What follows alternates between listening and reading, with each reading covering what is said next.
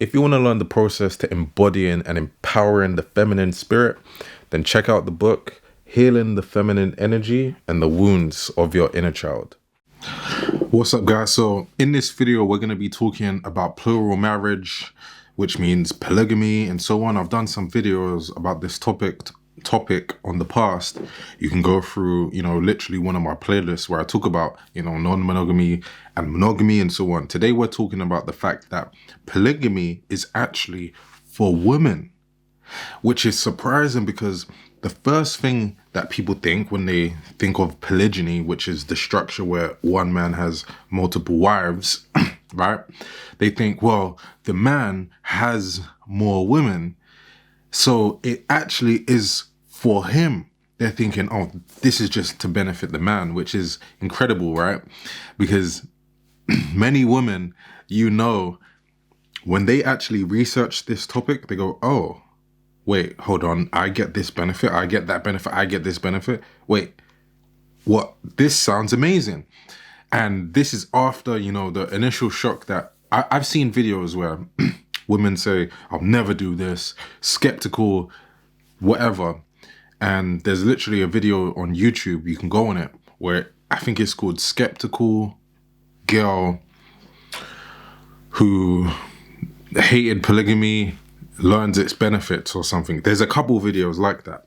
And after actually researching, she's like, wait, this sounds amazing.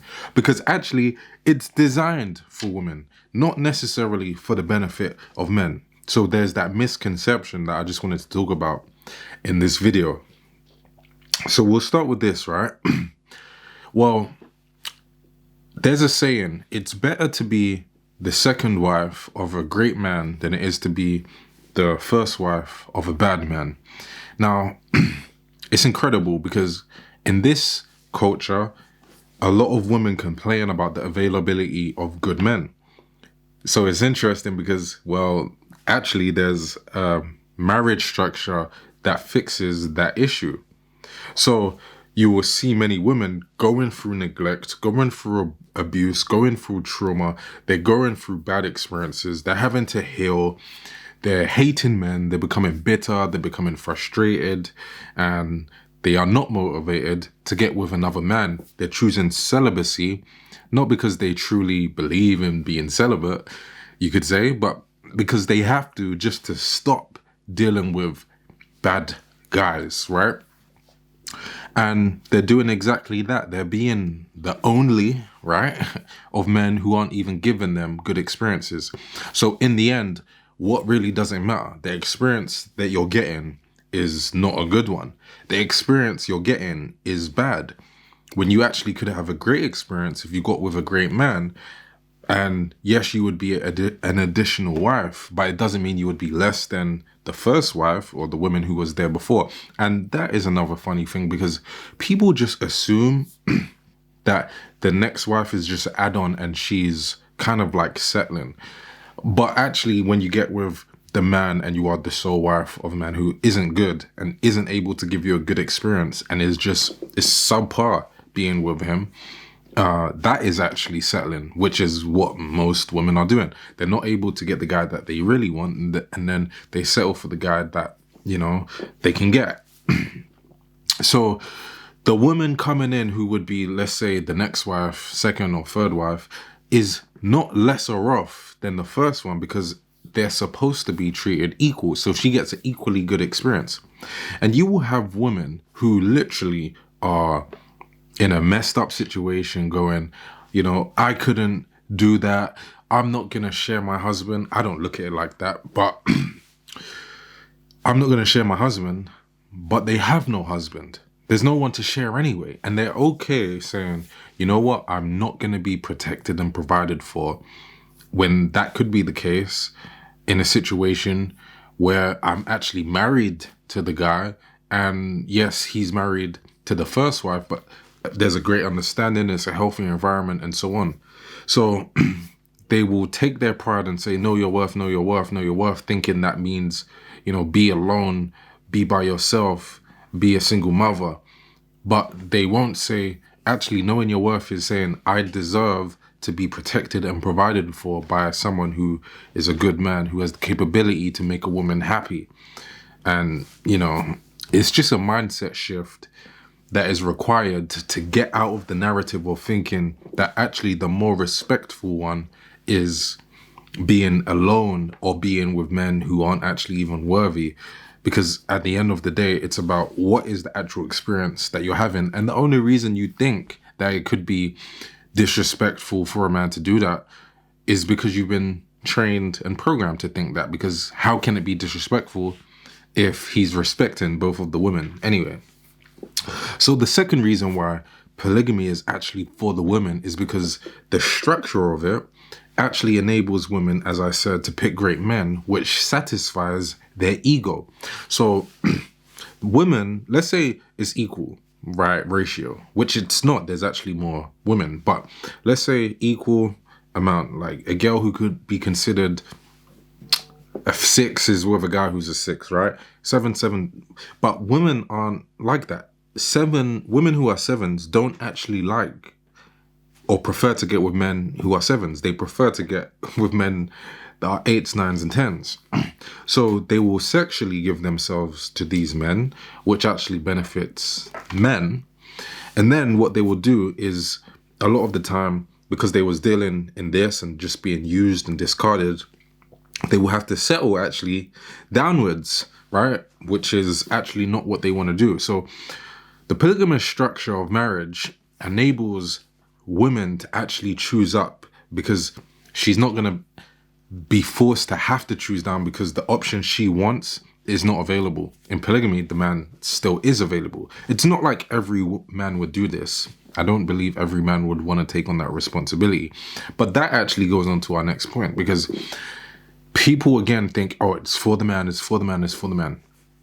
But actually, the man takes on more responsibility and there's more accountability. And this is the main thing for me. And this is why I at least promote and publicize the awareness of this.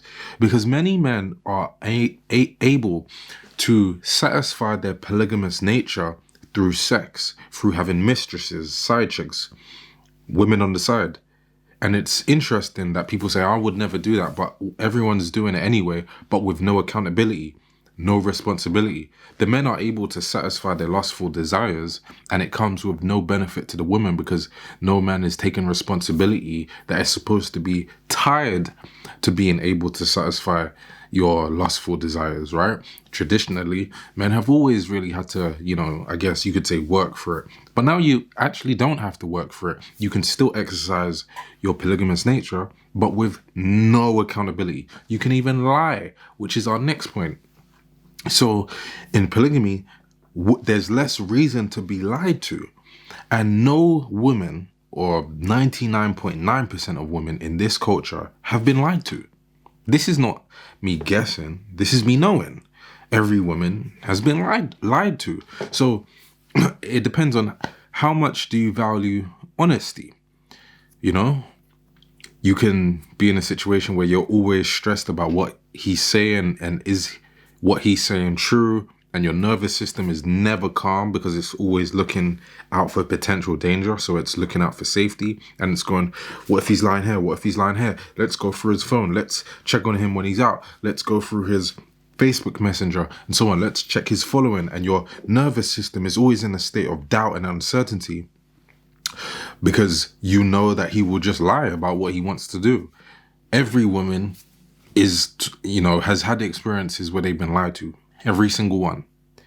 And then it comes on to the next point, why polygamy is actually for women, because it decreases the amount of possibility of her being cheated on.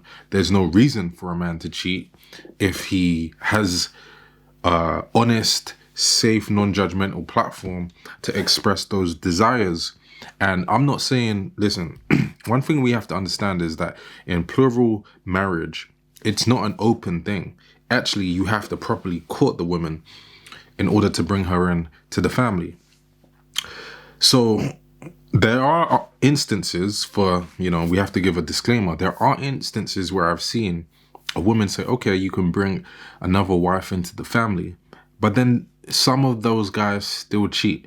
That is true. But the likelihood of being cheated on is heavily decreased, because it takes away the reason. If a man still cheats, it really is because that's who he is. He's a liar and he's a deceiver and he's a cheater, and perhaps nothing would have saved him. But in polygamy, there's no reason for a man to lie, to have to, try and satisfy who he actually is and his true nature. And then we come to what I believe is one of the most important facets, is the fact that it's better to have a society where there are more protectors and providers rather than baby fathers. So what I mean by that is a lot of guys are impregnating different women, and they have literal different families. So you could have a guy who has 2, 3, or 4 families, but he's only with one of them, which goes back to the accountability aspect.